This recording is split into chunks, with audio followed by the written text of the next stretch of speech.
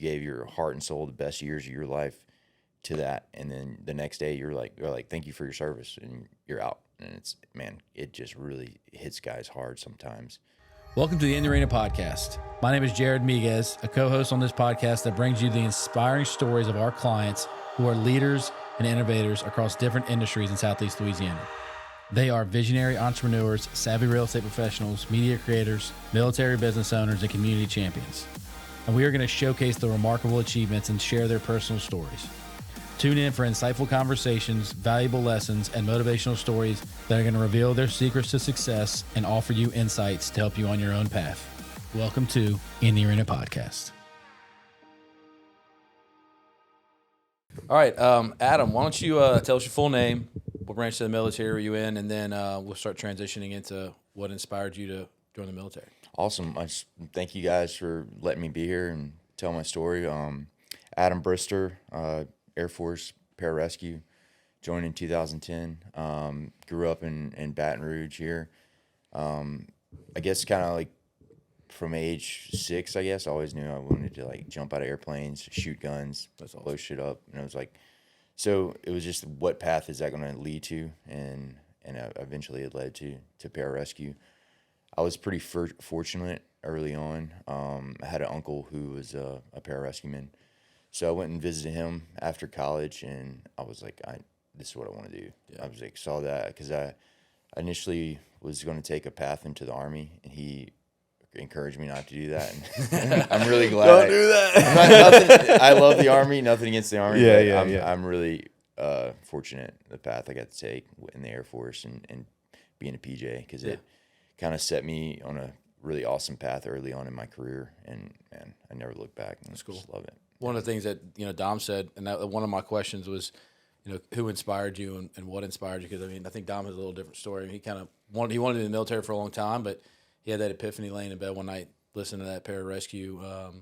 But y'all kind of came from the same place, right? Y'all both knew you wanted to blow shit up and shoot guns and do some cool stuff, and happened to get their different path. That's really cool. So your uncle was in the pararescue too. Mm-hmm. So he I guess he was kind of in the 80s era, PJ. And then he was kind of a distant uncle, so didn't really get to spend a lot of time with him. And then when I was kind of interested in going into the military, my family reached out to him. So I did a trip. He was stationed at Herbert Field at the time. So did a trip down there, met with him. He took me on a tour around the STTS and around the 23rd Special Tactics Squadron, and man, just saw all the amazing stuff those guys were doing. I was like, man, I was hooked. Yeah. Like first 5 minutes, I was like, this is awesome. Yeah. So tell me, this is me being naive, and I think a lot of people that are listening will probably be naive to this too. So tell me what the pararescue, which y'all did in the military as a pararescue PJ, and just how that all came to be and the history of what y'all did. Are you asking me? Both of y'all, yeah. Well, before we get into that, I just want to say I'm excited to have Adam here. I mean, for the people that don't know, Adam and I, it was funny. We crossed paths when we were taking the PASS test to join the military, and then we quickly found out that we had a mutual friend. He was roommates with him in college. I knew him in high school, and so Adam and I went through basic training together. We went through the pipeline together. We went through all of our schools together. The only thing we didn't do was deploy, and we're stationed together. But we've been through some shit together for sure, and so I'm excited to have him here because our brotherhood has continued since I've separated. Him and I have done some work outside of the military, some consulting and some contracting work together. So I'm glad you're here. What was the question? Yeah, so tell us what PJ, who the PJ are, and what branch of the military and what y'all did for y'all's role. I'll let you start. So basically, I'll go into just a brief what a PJ is, because there's a lot of military personnel that don't understand or can't fully grasp. Like they kind of heard the acronym, the PJ, but most people in the DoD don't really know what that is. And then when you actually do run into somebody who knows what that is, or has actually had the experience working with PJs, or has actually been picked up on the battlefield by PJs, they have a much higher level of respect for a pararescue. But but we kind of get a bad rap just from being in the Air Force. We always get made fun of. I mean, I've heard every joke in the book about being in the Air Force, and then when the guys actually do need help, or you're on a team with them, and they actually see what you can do and your skill set, they're like, they'll love you forever. Different perspective. Yeah. Yeah. It's like, so basically, I'll stop you there. Same thing with lawyers, right? Yeah. You get the bad rap about being a lawyer until they really need you, and they're like, oh, okay, yeah. Exactly. Everybody hates lawyers until they actually need one. Exactly. I make that joke with my wife all the time. Yeah. But basically, like a PJ is, long story short, we're problem solvers on the battlefield, especially if there's a personnel, equipment, an individual, a casualty, somebody that needs help.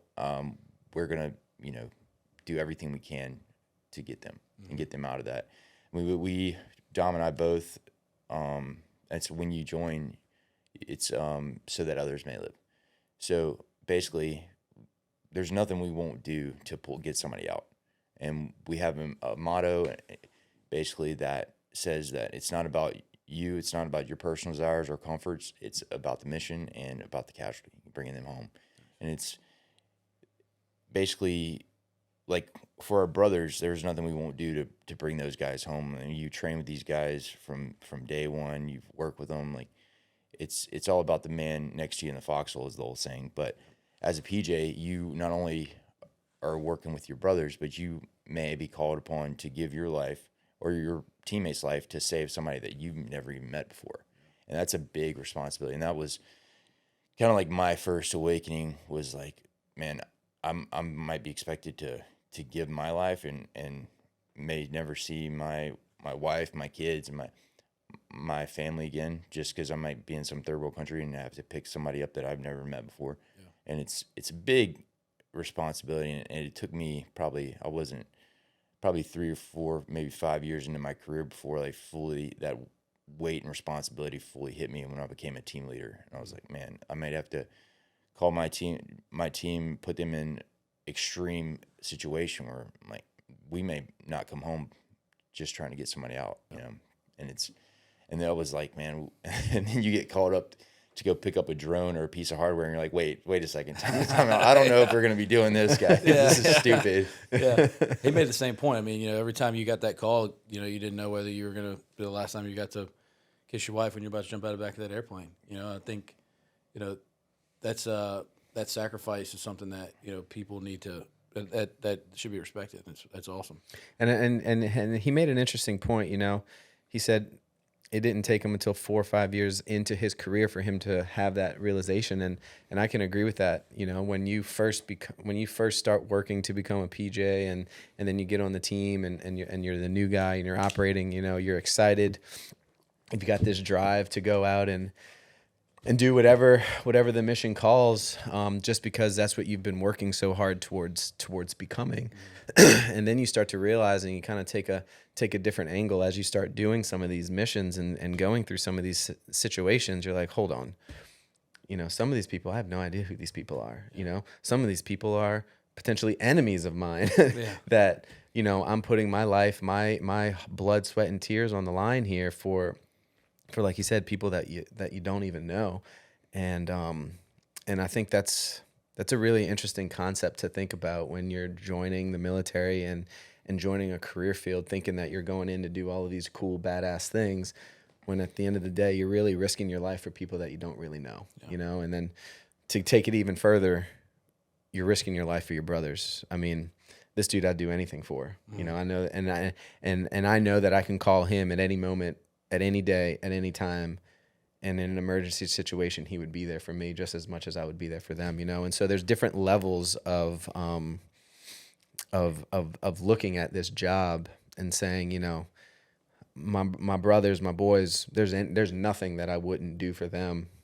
And then you look at it, it's like, okay, well, there's people out there that I'm putting my life in a situation that could potentially take my own to go and save somebody that I don't really know, And so those are thoughts and concepts and things that bounce around in your mind, and you start to question, like, well, what are we actually doing here? That was one of the questions I had. Like, at what point is there something that you learned in the military that you didn't really have the real realization, or it really didn't dawn on you about what you were doing or the concepts you were learning until after you got out?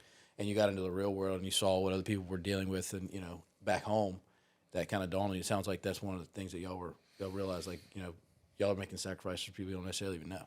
Yeah, I mean, I can just speak from my own experience when I was transitioning out, and I was now a civilian, and you got that person at the grocery store that cuts you off and flips you off, or you got that person driving down the interstate that says "fuck you," and you're like, I will end you. Like, I don't want to say it in the sense of like, do you know who I am? But like, who the fuck are you? Yeah. And so there's those thoughts start to arise again. Like, what the fuck am I doing? Mm-hmm. What the fuck is happening in this society now? And so it's a battle that I think we as men, as special operators, as PJs, as whoever you are, go through when you transition out. You go from this level in the military of high operations tempo, well respected within the community. When it's kind of cool when PJs show up on a situation, in a really shitty situation, everybody's freaking out, but when the PJs show up, it's like, okay, the PJs are here, Yeah. right? And everybody kind of gets a little bit more comfortable in knowing that there's people there that are going to help you get out of whatever said situation that you're in. And so there's that level of trust and respect within the Department of Defense and within the community. And then when you leave that, right, and you go out into the civilian world or whatever it is, and people just don't know what it is you have done, what it is that you're capable of doing. And so there's a battle there in the mind. Would you agree? Or Yeah, absolutely. Yeah. So when you're transitioning, and we can kind of jump to that, was there like a mentor or somebody that you spoke to that kind of helped you kind of transition out? So why don't you tell a little bit about what you're doing now, and then what that looked like whenever you transitioned from the military to your civilian job? Well, I had a pretty interesting path getting out. So I was in Herbert Field at the time, active duty, and this is in 2016. And I was making that decision, like, hey, it's time to get out. So I was pretty fortunate because I augmented with the 212th up in Alaska, up north, and this was summer of 2015, and fell in love with that mission set up in Alaska. Those guys, it's very few units get to do an actual mission when they're stateside. Most of the time, you're only really operating unless you're downrange or deployed. So working with those guys, I mean, I fell in love with that place. We kind of call it PJ heaven, just because it's unbelievable. So when it came time to get out, I put in a packet to go up to the 212th as a traditional guardsman, which is basically you're just a guard and reservist part-time. Mm-hmm. And I was going to go to PA school as my full-time civilian job. So made the transition, got out of active duty, next day sworn with the guard, and then joined PA school. So took a couple of prereqs, we're doing clinicals, and I came to, like, it was just an epiphany one day. It was like, this is not what I want to be doing. Yeah. And nothing against PA. I love the medical career field. I love doing medicine, but just being in a clinic 12 hours a day just wasn't for me. Yeah, I'm sure that wasn't nearly as exciting as what you just came from doing. Yeah, and I was like, man, I'm just not happy doing this. And there's just the way the medical system is set up nowadays. I was getting really frustrated with certain people that were constantly showing up asking for drugs and things like that. And when you come from our background, it's like when somebody's asking for help or they're hurt, they're honestly hurt, injured, and then you have these people that are asking you for help, and they're like, is this person really hurt or sick, or are they just looking for drugs? And I was like, I got really angry and frustrated. I was like, I don't need to be here anymore because I'm just, this is going to be a toxic environment for me. So right around that time, I had a colleague reach out to me asking if I wanted to be a instructor, help teach technical rescue for a company called TribalCo. And I was like, Absolutely. I want to do that 100%. So, and that kind of transitioned to what I'm doing now because it kind of got thrown into my lap initially because I signed on with TribalCo. 3 days later, the guy that got me on board, he's like, well, I'm moving on to something else, so you're taking over as a full-time position. I was like, as a lead instructor. I was like, great, thanks, dude. You just like, yeah. So it was kind of a blessing at first. I was like, bro, like you just threw me to the wolves, but it was awesome responsibility, awesome opportunity, and I was really fortunate to be in that position. Yeah. Yeah. And that's what you're doing now today? Mm-hmm. You're still doing the same thing? I'm an instructor with TribalCo. I'm lead instructor for the Guardian Angel side, so teaching all pararescue men, mostly technical rescue and recovery. So we specialize in everything from high angle rescue, confined space rescue, structure collapse, and vehicle extrication. And then we also do medicine and mountaineering, all kind of stuff. So we teach everything. So yeah, it's awesome. So how often do you get to go to Alaska? I try to go up there usually 2 to 3 weeks every quarter.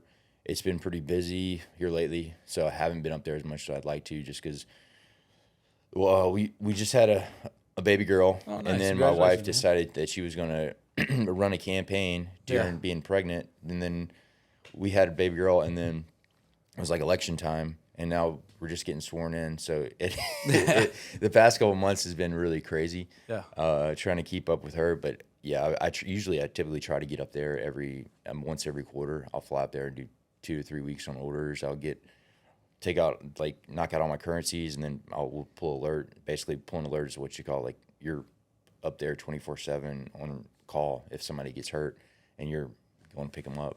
It's just an awesome mission up there. That's cool. Yeah. And Alaska's one of, if not the busiest unit I would venture out to say in the world, really. So I would say, and for sure, it is the busiest unit in the DoD. I would admit possibly North America, based on what they're doing. And what are you mostly seeing when you're up there? Man, you're seeing everything from airplane crashes, a lot of accidents. Hunters go up there, especially in the fall. A lot of just because the air traffic, you got a lot of airplane crashes, a lot of bear maulings, a lot of climbers, a lot of hikers always get injured. And there's really no 911 up there because it's so remote. You can't, if somebody gets hurt, it's not like you can just take a car and drive to them. Yeah. So it's 90% of the time you have to fly or jump to this person to get to them. So it's pretty crazy. Some of the missions that they've had in the past. I mean, last year I want to say they had 3 or 4 jump missions, just from really remote locations, and just because of the vastness and the size of the state of Alaska. I mean, you may be talking an 8-hour helicopter ride to get somebody and then flying back. So what they'll typically do is get the C-130 up. Not only does that provide refueling capability for the 60s, which is the helicopters, but also like we'll get on scene.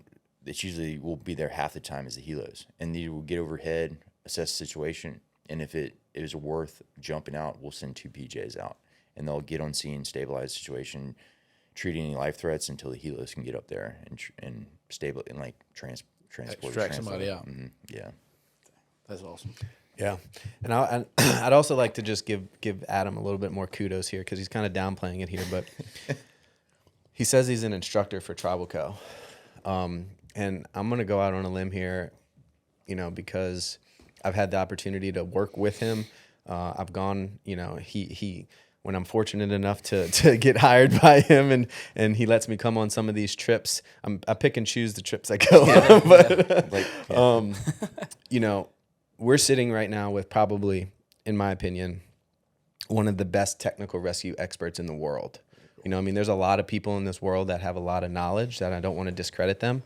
And I know he gets uncomfortable when I give him that type of credit, but the amount of knowledge that this man has right here, and just the way that he thinks and solves problems and is able to then teach that to the younger generation of PJs right now. One, they're super lucky to have him as an instructor. And I know that if I was ever in a situation where I needed technical rescue, the first person I'm calling is this dude, because he is literally one of the best technical rescue experts in the world. That's awesome. And so it's been cool to like go from basic training where we didn't know shit about shit to where he is now and where we are as brothers to seeing him. It's been a really cool thing to be part of. So on that same note, what Dom shared with me when we chatted about his experience was that the most difficult part of his military, his pipeline, was passing the paramedic exam. Just because of the type of person he is, all the jumping out of airplanes and stuff, that was stuff he wanted to get into, right? But the studying in the school, that when he finished that part of his training, he knew that he was going to be a PJ. Like, he just knew that day, because if he could accomplish that and get through that, he can get through anything. I had a similar experience going through law school. It was, I did not enjoy school, and when I finished doing that, passed the bar exam, there's nothing in this world that I can't do if I want to put my mind to it. So what was the most difficult experience you had when you were in the military, and how did you overcome that? Well, I think I was kind of the mindset of just take it. I was all about taking one day at a time. I try not to think too far ahead when we were going through training, because I just need to focus on today's event. And I mean, just going through INDOC, I mean, we had some pretty heinous days. I mean, it was in like the coldest I've ever been. Like, I've been to some of the coldest places in the planet, including the Arctic Circle. And to this day, the coldest I've ever been is in San Antonio at Lackland Air Force Base, going through selection. And I remember, like, the instructors would joke with us, like, well, we don't have any wetsuits for you guys. So I remember, like, having to break the ice to do a open water lake swim. And I'm like, what are we doing out You see here? all these guys are doing all these cold baths and ice plunges, right? Like, is it not comparable? Yeah, it was. I don't know what the water temperature was, but I just remember looking out there and seeing a buoy like 1,500 meters out, and we're like, we're gonna have to go swim around that. And it's not like the Navy guys were doing open water like in the ocean, but that was freaking cold water. Cold. And then just the pool sessions. I mean, they were pretty heinous. I mean, we had guys. I was fortunate enough not to be one of the guys that shallow water blackout, but it was a lot of fun. Yeah. We had a lot of fun in the pool. Yeah. It was heinous. I'd equate it to, they call it water confidence, but it's like, man, being beat with a baseball bat and calling it like hickory, like appreciation or something. Man, it was heinous. Miserable. It was miserable. And going back to, remember the story that I was telling you about buddy breathing and how it was a nemesis of mine, and him and I were roommates throughout INDOC, and after we graduated INDOC, he told me, he was like, dude, I thought there was days that you were going to quit me. Like, I thought there were days when we got back from some of those pool sessions, because buddy breathing was really difficult for me at times. He was like, dude, I thought there was days that you were going to quit, and it no doubt crossed my mind sometimes, but I didn't, obviously. But when he said that, I was like, man, fuck you. I don't remember saying that. Oh, I do. I do. But it was good. It just made me that much stronger. Yeah. So how much of is there a competitive nature within the group when y'all are training and stuff like that, or is it more of like camaraderie and support when you're in that instance? Because I mean, I obviously never been in the military. I've been on sports teams and things growing up where, like, you get on the field on Friday nights or whatever day you're playing, and you're all on the same team at that point. But you have practices where you don't like some of the guys. Yeah. Like, how much does that play into the dynamics of the group whenever you're in there? Early on, I'd say it was kind of, I guess, I kind of saw early on, like, okay, 80% of the people here don't really have any business being here. Yeah. And it was kind of, I wouldn't say competitive, but at the same time, we're like, man, what are you doing here? Like, and we're just getting beat and smoked because you're not pulling your weight. And now I have a guy that is having to pull your weight, and now he's potentially going to get hurt because he's trying to carry your weight because you're. It's like, why are you even here? So at the first phase of selection, there's some kind of like, it's like, man, what are you doing here? And then once I guess when we get to like week 4, week 5, it's like, okay, we've trimmed the fat, and I guess we've become a much closer, tight-knit group of guys. Yeah. And that's where, like, man, you build those bonds that last for a lifetime. For some of the guys, like, I could probably pick up the phone and call them right now, and we're like, dude, what's up, man? Where you been? How you been? Like, because it's just, y'all still stay in touch? Oh yeah. You just build that brotherhood because, man, you've all done the same things, and it's like, man, I could trust that guy with anything. just because I know where he's at. I know where his head's going to do in those particular situations. So you just have some awesome human beings. Yeah. And they were like in the most like heinous, awful situations you'd be putting in training. Like they're going to give their shirt off the back, their shirt to you, and carry your weight when you're in a bad place. And it's like, man, that's some awesome human beings. Yeah. That's I keep going back to buddy breathing, but that is the whole premise of successfully passing a buddy breathing session. Is if you're focused on getting the snorkel back for yourself, you're fucking your buddy, right? And so the whole purpose of buddy breathing is to relinquish the mindset of I need to breathe and dive into I need to give air for my buddy. Yeah. Right. And so if you're actively doing that for him and he's actively doing that for you, then the session's going to go a whole lot smoother. Mm-hmm. But if you're both fighting over who's going to breathe, I need air, it's not going to go out. It's not going to go, the way that you want it. And so that kind of plays out, straight into the motto, these things we do that others may live. Right. And that plays out through INDOC, that plays out through the whole pipeline, where if you're, taking care of yourself and making sure that you're operating at the level that you need to operate, and then ensuring that your buddy you're providing what your buddy needs as well, then more than likely, you're gonna make it through and get where you're trying to go. So that the PJ credo that y'all referenced several times. Clearly Dom, whenever our interactions, he lives by that, and that's something that you still live by today. You're doing that all. That's your job, correct? That's still something that's on your heart and that you carry with you wherever you go, right? In everything that you do. Yeah, absolutely. And whether I like it or not, it's kind of ingrained in me.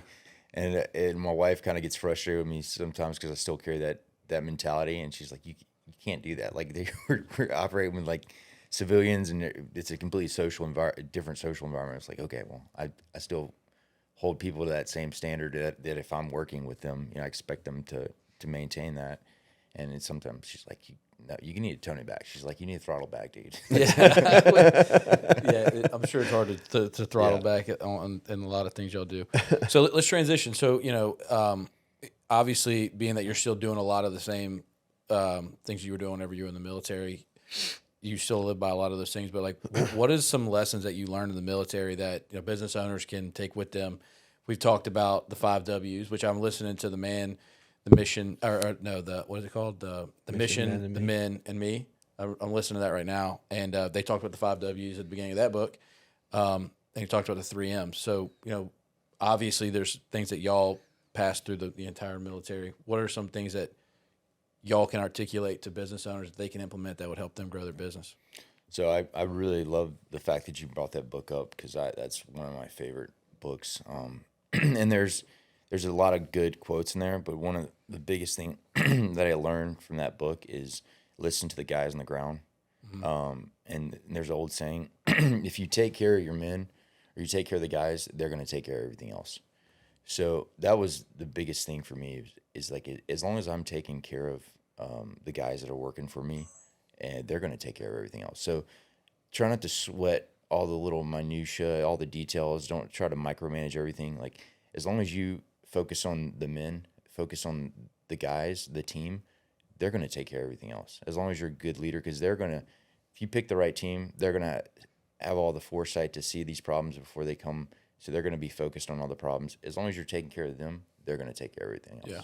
And it's listen to them. Listen to the guys on the ground, because if they have that experience, they're going to tell you exactly what they need. And even working with young, inexperienced guys, if you're listening to them, they're even going to tell you just by the tone of their voice what their mindset is. Like you're going to hear panic. You're going to hear hey man, all right. And the other thing is, we talked about earlier, showing up on the battlefield is there's a saying, calm breeds calm. So if I show up and I'm a calm leader, that's going to breed calm. Everyone else is going to be calm, and we're going to be able to perform much more effectively. If you are picking the right team and you have the right people on your team, then there's really no reason to not trust them, right? And sometimes that's hard as business leaders and business owners and CEOs because, you want to be involved in every aspect of your job of whatever it is. But man, if you trust your team and you let them do what they are supposed to be doing, the mission can get accomplished a lot faster versus that back and forth battle between I want it done this way and you want to do it this way, right? That's where the lines get crossed. And so I think that's a really valuable point that you bring up there. He came straight out in the book making that exact same point. His commanding officer was telling him to do one thing, and he knew that what his mission was, and he knew what his guys needed because it wasn't going well, and he made the decision that was self-sacrificing him on himself, right? His commanding officer or the number 2 guy was like, if you don't do this that we're telling you to do, you may not have your position anymore. And he was like, I know what my mission was. I knew it's the best for my men, and I'm going to do that and self-sacrifice. One of the books that I listened to or that I've read that I think is one of the most impactful for me from a business standpoint is Good to Great. And he always talks about selfless ambition for the company, right? So everybody has ambition, right? And a lot of times people have ambition for themselves. But when somebody has selfless ambition for the company and puts what the company needs first, those are the true leaders that you want. That's a level 10 leader. So same concept, right? What's the mission for the company? What is the best for the group? And then if that helps me get to where I'm going, that's great. But don't sacrifice the mission for something that's going to help you out. For sure. Very cool. So, what legacy, do you hope to leave whenever you finish with whatever you're doing and with your family? Because a lot of one of the values of our law firm is legacy, and we really lean heavily on like the fact that we want to create an environment for our clients where they can come and succeed. And so one of the things that I want to know from you guys is like, what is the legacy that y'all intend to leave for y'all? Whenever y'all are done doing whatever you do. I'll let you take that one. That's a really interesting question. Mainly because the military, it's really hard for guys when they get out because you have such a impact on the community when you're in, and it is a rotating door. It is a machine. The military machine is going to keep on going. So, and a lot of guys have this problem. I had it. I'm sure Dom had it. It's like you feel such a connection and bond to the guys, and you will do anything for them, and then you're out the next day, and it's like the machines keep going. You were just a cog in the wheel, and you didn't leave really any legacy at all because that Air Force machine, that military machine is going to keep on going whether you like it or not. And it's like that's why a lot of guys have a lot of issues when they get out of the military because it's like you didn't really have that legacy. You gave your heart and soul, the best years of your life to that, and then the next day you're like thank you for your service, and you're out. Yeah. And it just really hits guys hard sometimes, and that's why you need to find something once you get out as a civilian that you're called to, and you can still provide that same passion and I'm still searching for that. I love what I do, and I try to leave a legacy with the guys, no matter how good of an instructor I am or how much skill and knowledge experience I have. Sometimes that doesn't really matter. It's am I passing the torch? Yeah. Am I giving those guys the same knowledge, experience? Am I training them to where they can have that same knowledge and experience? And that's the biggest thing is like, am I passing the torch? Because there's so many guys that have so much experience, so much knowledge, but they don't really pass it on sometimes. And it's like, if you're not passing that knowledge on and making the guys underneath you better than you were, like, what are you doing? Yeah. That's what it's all about. Yeah. It's like, so. It's about others. Yeah. You've heard me say it multiple times, and you're going to continue to hear me say it. It really is about other people. And it's an interesting question you pose there as far as like, what is the legacy that I want to live? And it's, with the work that I do now as a performance coach and helping people through the things that I'm helping people through, what really fills my cup is helping or having somebody understand that the limitations that they think they have, they actually don't, right? And that they are their biggest limiting factor. They are their biggest obstacle. And so I think if you had to pigeonhole me here and say, what is your legacy, Dominic, that you want to leave? It's that I want people to know that they are capable of doing a whole lot more than they think they are doing. Right. And how do you do that? Well, every person's going to be different. Everybody's going to respond differently to different situations. But at the end of the day, the roadblock that you think you have, the obstacle that you think is in the way, the thing that you think you can't do, you actually can do. And it's figuring out how are you going to do that. And so I hope that the legacy that I leave to my children, to my wife, to the people that are that I have an impact on, I hope that when I leave this earth, they can look at me and say, man, Dominic really did teach people how to overcome their own obstacles and how to get out of their own way. Because that is a majority of what happens to people, is that they get in their own way. And they allow the mental chatter, the monkey mind to stop them from taking that risk, from jumping over that ditch, from jumping out of that airplane, from, starting that business, to having that hard conversation, to apologizing to their mom, or whatever the thing is. Yeah. We get in our own ways. And so I just hope that at the end of my days, that somebody can look at my resume and say, man, Dominic really did help people become their best selves, because we as humans have an untapped, the potential for human beings is endless. I mean, it really is so vast, and we really truly don't even know where the human potential can go. And when you allow yourself to slow yourself down, you're never going to know what that is, And so I just hope that I'm able to do that for people, is to help them get out of their own fucking way and develop a process, develop what we call in the military a course of action on how every day you can wake up and become the best version of you. So that way you can then go out and share that with your wife, with your children, with your dog, with your colleagues, with your coworkers, or whatever that may be. And so that's what I hope that I'm able to leave as a legacy. So, yeah, and part of the legacy that I want this podcast to leave is for us to be able to help people that are currently in the military transition out and understand that people in business find value in the things that y'all have done, that y'all know, and the skills that y'all have gained. And so, I hope that people listen and they maybe reach out to you guys to get opportunities or ideas on what they can do next, because people with leadership skills and decision-making skills and problem-solving skills, I mean, that's what business is.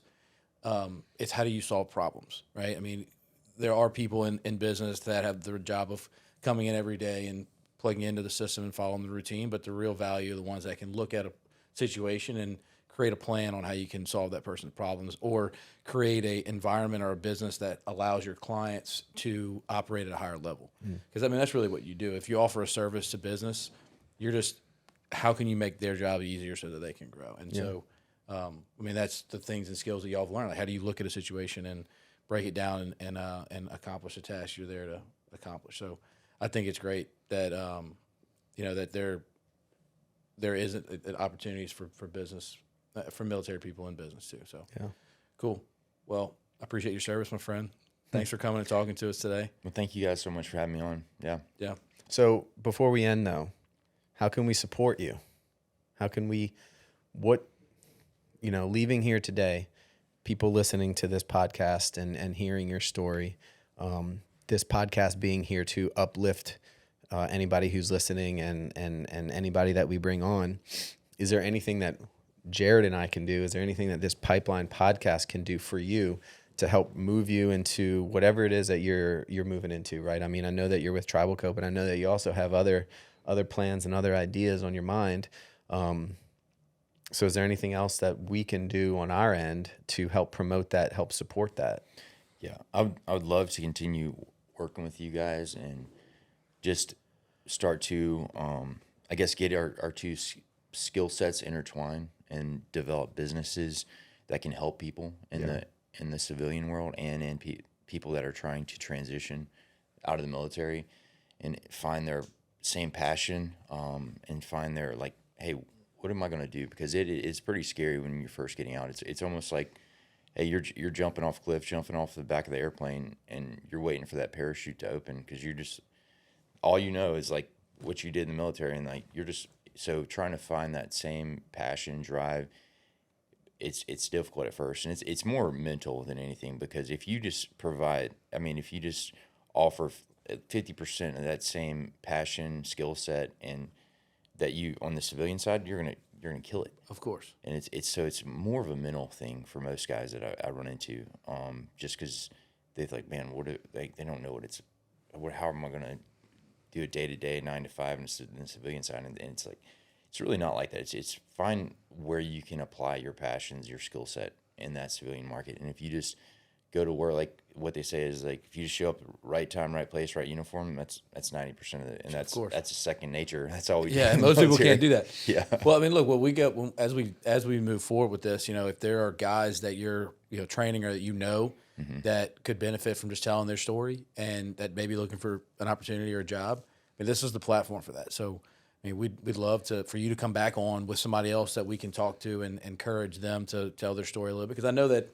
it's not always easy to tell your military story. Sometimes it's just, a lot of the civilian world's just not going to be able to relate at all, and so just have people come out and tell their story, some of the skill sets that they've learned, some of the things they're doing now, so that they may find opportunity. So I'm more than happy to do that. I think that'd be great. I mean, that would be, again, that's the legacy I want to leave, platform for veterans to come and help them take their next step. So Yeah, absolutely. Cool. Yeah. Cool. And then I think it's the right about time now to thank our sponsors. Yeah. So far we have one. We have three. Okay, well, I have one. My buddy Trey and Jacob at Pro Dreams have provided some of the artwork for the studio, and they, lovers of the military and good guys. And so I'll just give them a shout out and tell them thank you for providing this Becky Foss painting here for the American flag, the lion that represents Arena, and just thank them for supporting us. Yeah, and then the other sponsors are Arena Collective. Oh yeah, true. Right? Yeah. I mean, we're here at the Arena Collective headquarters, so I think it's appropriate to bring them up as a sponsor. And then Lovemore, my wife and I's yoga studio here in downtown Covington, because that is a space that is made for people to help get into their own minds, release some of the stuff that they're holding on to that they don't have to hold on to anymore, and potentially figure out a pathway on where it is they're trying to go, what it is they're trying to do. And we do that through movement, community, and connection. And those are our 3 pillars over at Lovemore. And so, they deserve a shout out. Arena deserves a shout out, as well as Pro Deal. Yeah. Cool. Thanks, Adam. Appreciate it. Thank y'all so much. All right, I man. appreciate it, See you guys. soon.